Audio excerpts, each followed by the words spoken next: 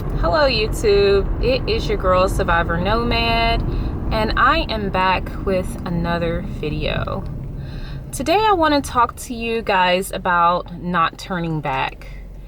Right now I am headed to Chicago, Illinois, and I will be there for a few days visiting. But I am passing through my hometown on my way to Chicago. And it just made me think about turning back. So the subject of turning back, I know that a lot of survivors will be hoovered back in. And for those of you guys who don't know what hoovering is, it is when the abuser basically uses your emotions against you. It's when they are trying to get you to come back to them. And they will do just about anything to get you to come back.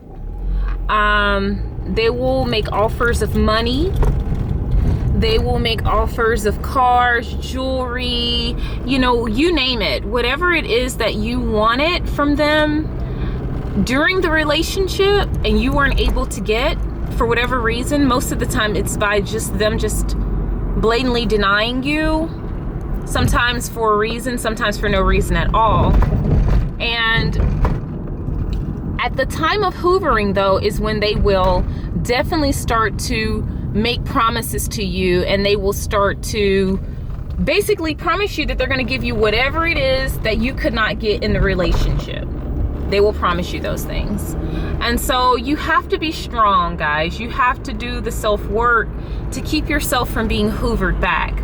They will start to call you. That's why going no contact is so important. They will begin to call you. They'll begin to call family members of yours. They will contact anyone that they think they can get to talk you into coming back, or at least talking to them. They know that you're at a point of weakness, especially if you have been discarded. And they will use that against you. They will use your emotions against you to lure you back in.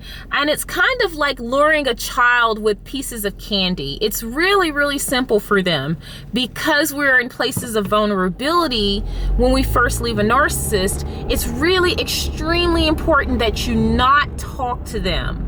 This is so important, and sometimes this important fact goes over the head of a lot of abuse survivors. They think, oh, I can just talk to him. Oh, let me just hear him out. It'll be fine. I won't be hoovered back in.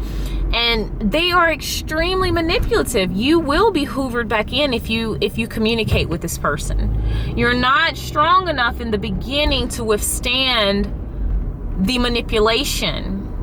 You need time away. And my recommendation, and this is different from everyone, I think the longer that you're with your abuser or your narcissist, the longer you're gonna need for recovery. But I would say at minimum a year away from them.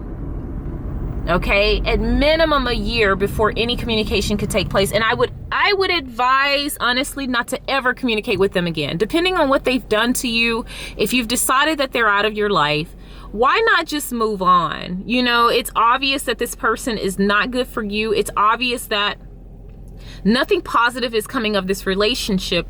Why not just go ahead and move on with your life and meet someone who is able to love you and is able to give you the kind of attention and caring that you deserve.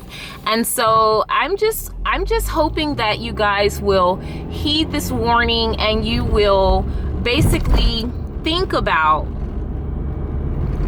resisting the hoover. And a lot of abuse survivors don't think that they can be hoovered back in. They just don't believe it. But you can be hoovered back in, and trust and believe me, if you go back to the abuser, more than likely the abuse is going to be even worse than it was before you left, guys. Please, whatever you do whatever it takes to stay away from your abuser. There are a number of programs, there are a number of resources to help you. For those of you guys who are dependent on your abuser, there are resources out there. There are things that can help you to get away from them and to kind of make a stand for yourself. You have to love yourself. You have to do the self-work. If you would watch on one of my other videos, you can find out some of the things that you can do to strengthen your core so that you're not vulnerable to Hoovers, and more importantly, so that you're not vulnerable to a repeat relationship with another narcissist, because this is very much a reality.